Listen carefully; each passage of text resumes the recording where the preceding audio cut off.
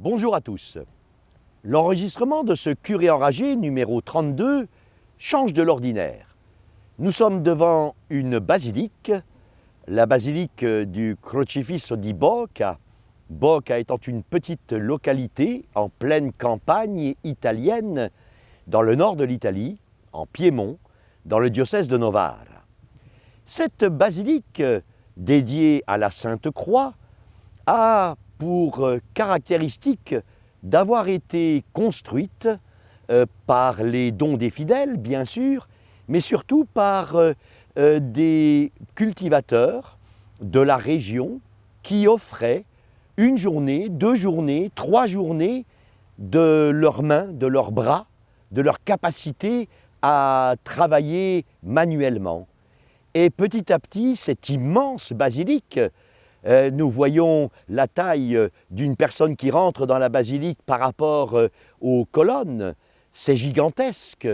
Tout cela a pu être réalisé sans aucune intervention de banque ou de subvention spéciale. Et cela m'a fait beaucoup réfléchir sur le système bancaire qui nous gouverne à l'heure actuelle. Nous savons qu'il n'en a pas toujours été ainsi, et nous savons également que bien de nos contemporains remettent en question le pouvoir de l'argent, la domination des banques sur le mondialisme et sur le système mondial qu'ils voudraient instaurer. Et je prends comme appui un ouvrage de Volkov, que beaucoup d'entre vous connaissent, Le montage. Cet ouvrage de Volkov consacre un de ses chapitres justement à une réflexion sur la domination de l'argent d'une manière générale, mais plus particulièrement sur la place dans ce pouvoir mondial qu'ont les banques. Nous savons bien qu'il n'en a pas toujours été ainsi. Au Moyen-Âge, saint Thomas d'Aquin enseignait qu'il était immoral pour un riche de s'engraisser sur le dos d'un pauvre. Un pauvre a besoin d'argent. Il demande un prêt, il demande un crédit. Et il va faire appel à l'usure. L'usure, cela consiste à prêter à quelqu'un de l'argent, mais en faisant un bénéfice. Et c'est ce bénéfice qui, pour saint Thomas d'Aquin, est immoral. Alors, au Moyen-Âge, n'existait pas de banques à proprement parler telles qu'on les vit à l'heure actuelle. En effet, on ne pouvait pas prêter de l'argent en faisant un bénéfice. On pouvait, à la rigueur, demander quelques intérêts pour compenser l'inflation ou bien pour payer les employés des banques, mais pas plus. D'aucuns me diront, oui, mais ce système est rétrograde, ce système est utopique, on ne peut plus faire marche arrière, et d'ailleurs, la révolution industrielle a été financée par le système bancaire que nous connaissons, c'est-à-dire avec des taux d'intérêt qui vous spolient finalement, parce que vous avez besoin de telle ou telle somme et en fait vous remboursez beaucoup plus. Est-ce que la révolution industrielle a été si positive que cela? Première question, à vous de répondre. Moi je pense qu'une révolution industrielle modérée nous aurait évité bien des guerres et nous aurait évité également le communisme, ce système intrinsèquement pervers, on dit les papes. Alors, voyons un petit peu rapidement comment tout cela s'est forgé. Il y a eu d'abord donc des prêts consentis pendant la révolution industrielle par des banques qui se sont mis petit à petit à prêter des sommes qu'elles ne possédaient pas. Et ainsi, elles usurpèrent d'abord et avant tout celui qui a le droit mais aussi qui doit honnêtement frapper monnaie, à savoir l'État, le roi ou les différents États qui peuvent être associés ou qui peuvent être mis à la place de la royauté, la République, les différents systèmes politiques. L'État frappe de la monnaie en fonction de sa richesse. Et c'est la raison pour laquelle il y a des réserves d'or, il y a des réserves d'argent ou encore d'autres richesses qui vont correspondre à la machine à billets normalement. Oui, mais les banques usurpant cette prérogative de l'État de frapper monnaie vont faire fonctionner un système où la monnaie n'a plus rien à voir avec les richesses du pays. Et dans ce cas-là, l'État va devoir être client au nom des citoyens, va devoir être client des banques et donc va être asservi aux banques. Prenons un exemple historique, la Grande-Bretagne, quand elle a eu besoin d'argent pour faire la guerre à Napoléon. Ce prêt qui avait été consenti par la banque Rothschild, ce prêt à la Grande-Bretagne n'est toujours pas remboursé par la Grande-Bretagne. La reine d'Angleterre n'a toujours pas remboursé au Rothschild l'argent qui lui a permis qui a permis à son pays de vaincre Napoléon. Trouvez-vous que ce soit normal?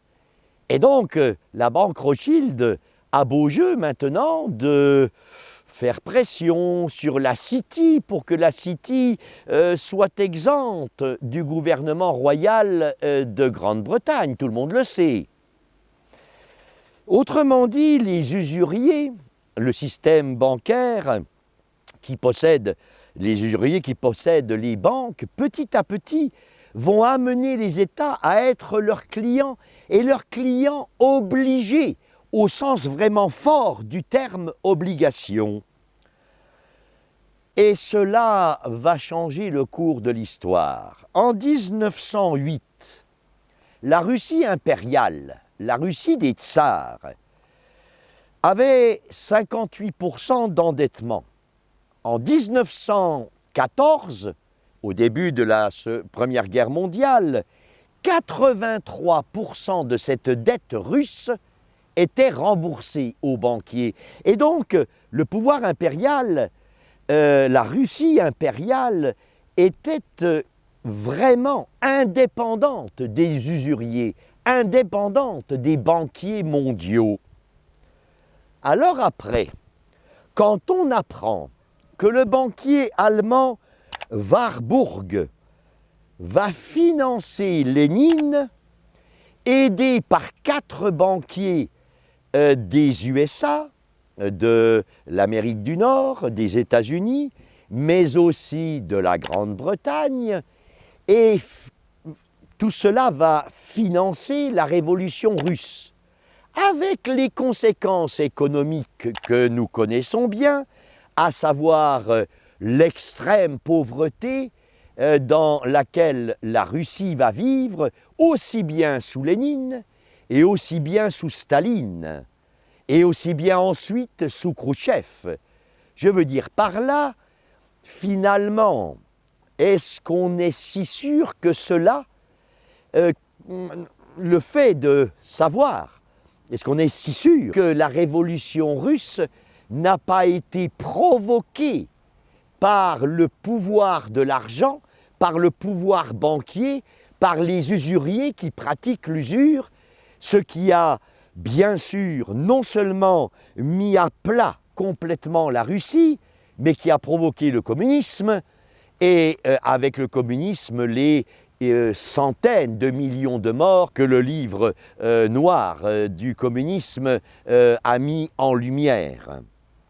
Autrement dit, la révolution russe a mis hors de combat ce grand pays qui, normalement, sans cette révolution, aurait été pour l'Europe un des pays les plus florissants et qui nous aurait permis d'être indépendants et du pouvoir financier des Américains, mais aussi du pouvoir financier du Japon, et puis maintenant de la Chine, etc., etc.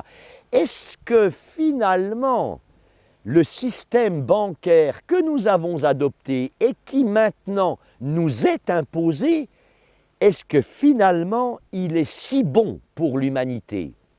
Alors vous me direz, oui, mais le Christ, dans la parabole des talents, loue celui qui place ses 5 talents en banque et qui rend au maître de la maison 5 talents de plus, l'argent à rapporter.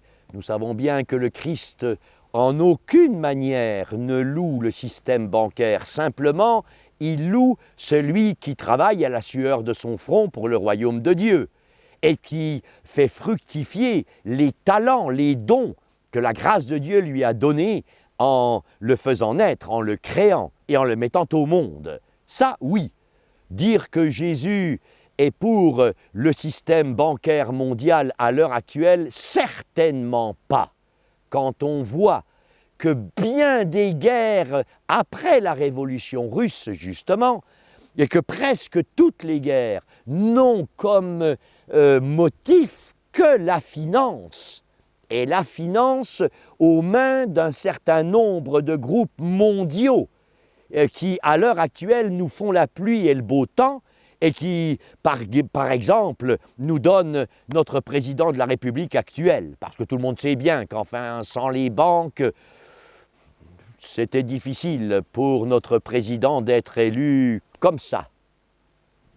Alors, vous me direz, oui, mais ce genre d'idées, et puis saint Thomas d'Aquin au Moyen-Âge, tout ça, maintenant, c'est terminé, c'est fini. Il ne faut même plus en parler, ça n'est plus d'actualité, c'est utopique, c'est irréalisable. Oui, oui, peut-être. On a quand même vu l'apparition de banques qui sont simplement des banques mutuelles. Alors, ça a plus ou moins échoué avec le Crédit Agricole en France, il y a des années et des années. Mais au début, c'était vraiment une banque mutualiste qui ne réalisait pas de profit, mais qui était simplement au service des agriculteurs français pour leur permettre de moderniser leur exploitation et de faire prospérer leur activité agricole. Est-ce qu'on est sûr que le système bancaire mutualiste ne pourrait pas exister de nos jours? Je ne suis pas spécialiste, peut-être certains d'entre vous qui me regardent le sont plus que moi, alors j'attends vos suggestions, vos critiques, ou alors j'attends aussi votre approbation et le fait de dire, mais finalement oui, on peut créer des banques mutualistes. Et puis, il y a aussi une autre manière de s'extraire de ce pouvoir mondial de l'argent, de s'extraire de ces usuriers qui finalement en fait gouvernent le monde, nous font faire les guerres qu'ils veulent, nous font massacrer les peuples qu'ils ont dans le collimateur, etc. C'est aussi le système de la participation de tout le monde, non seulement au capital, mais au profit de nos industries. Qu'est-ce qui empêche ceux qui travaillent dans les industries, ceux qui travaillent dans l'agriculture, ceux qui travaillent dans le commerce, de participer à la fois au capital des biens de production, comme dirait Marx, mais à la fois également aux bénéfices? Qu'est-ce qui empêche tout cela? Qu'est-ce qui empêche finalement de retrouver une certaine équité, plutôt qu'un système où, parce qu'on place de l'argent, on décide de tout dans la vie des gens? Vous allez dire, ah, ben Curé enragé devient marxiste. Pas du tout. C'est Marx qui a pompé un certain nombre d'idées chez saint Thomas d'Aquin. Voyons les choses telles qu'elles sont. Les catholiques ne sont pas des imbéciles. Et quand ils proposent dans leur doctrine sociale, la doctrine sociale de l'Église, un autre système que ce mondialisme des usuriers et des banques qui finalement avilissent l'homme. Relisez Jean-Paul II dans son encyclique Laborem Exercens. Vous verrez que finalement, Curie enragé, il n'est pas marxiste du tout, mais simplement, il se dit que cette basilique construite derrière lui l'a été sans l'aide des banques. Ça veut donc dire que les hommes sont capables de se gérer autrement qu'en se faisant esclaves des dollars, de la monnaie, du flouze, du fric. Alors, essayons de réfléchir et voyons les solutions concrètes que l'on pourrait proposer.